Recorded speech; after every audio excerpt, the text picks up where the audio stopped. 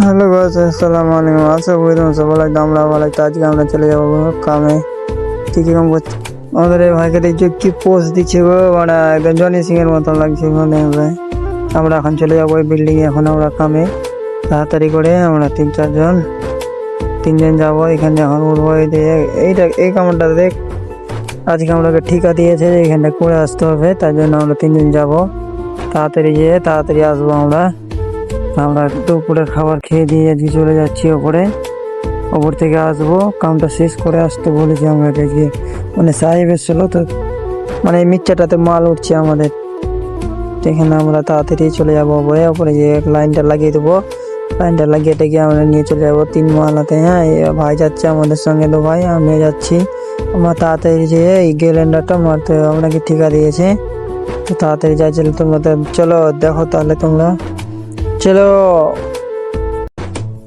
যাচ্ছি, এখন চলে এসেছি আমরা। এখন তাড়াতাড়ি সেফটি বেল লাগাতে হবে।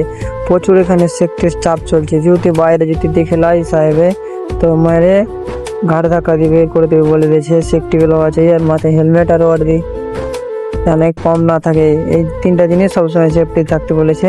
সবসময় সেফটিতে আমরা থাকতে বলেছে আমাকে। তো আমরা তাড়াতাড়ি এগুলো কিনে নেবো, তাড়াতাড়ি আমরা চলে যাব।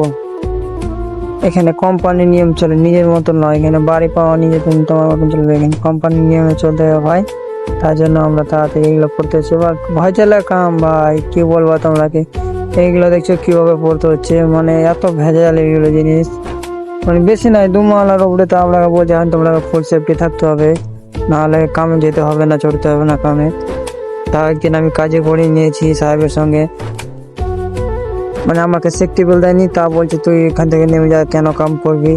মানে সেফটি বেল দেয়নি, তার জন্য আমাকে বহুত গালি দিয়েছে। তো আমাকে বললাম যে আমাকে সেফটি চাই, তাহলে আমি কাম করবো, না তো কাম করবো না।